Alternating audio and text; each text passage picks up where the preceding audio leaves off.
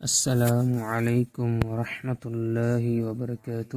زندگی سے نا امید مریض، ایسا مسلمان بندہ جس کو ایسا مرض لاحق ہے، ایسے مرض میں وہ مبتلا ہو گیا ہے کہ وہ اب زندگی سے نا امید ہو گیا ہے۔ نہیں ہے کہ مجھے اب شفا ملے گی یا میرا یہ مرض ٹھیک ہو جائے گا۔ اس کو زندگی سے نا امید نہیں ہونا چاہیے، بلکہ یہ دعائیں جو میں اس ویڈیو میں بیان کر رہا ہوں، ان کو کثرت کے ساتھ پڑھے، ان کا کثرت کے ساتھ وظیفہ کرے اور اپنے اوپر دم کرے۔ انشاءاللہ تعالی اللہ تعالی اس کو شفائے کاملہ عاجلہ عطا فرمائے گا۔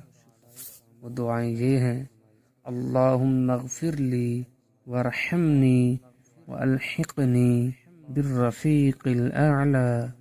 اے اللہ مجھے معاف فرما، مجھ پر رحم فرما اور مجھے رفیق اعلیٰ کے ساتھ ملا۔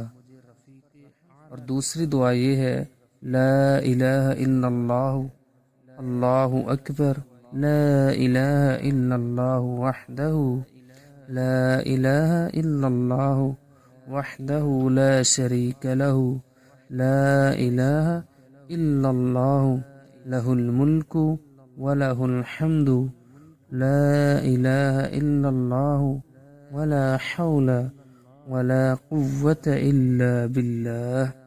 اللہ کے سوا کوئی معبود نہیں اور اللہ سب سے بڑا ہے۔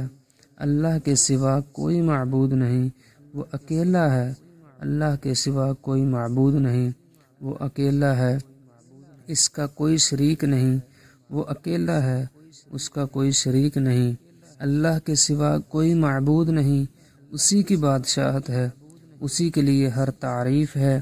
اللہ کے سوا کوئی معبود نہیں، گناہ سے بچنے کی ہمت ہے، نہ نیکی کرنے کی طاقت مگر اللہ کی توفیق ہی ہے۔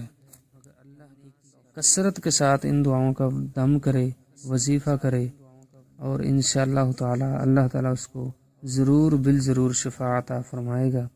ان دعائیں بہت ہی جامع دعائیں ہیں۔ یہ ان دعاؤں کے اندر سب سے زیادہ بندہ اللہ تعالیٰ کی تعریف بیان کر رہا ہے، اللہ تعالیٰ کی حمد و ثنا بڑائی بیان کرتا ہے۔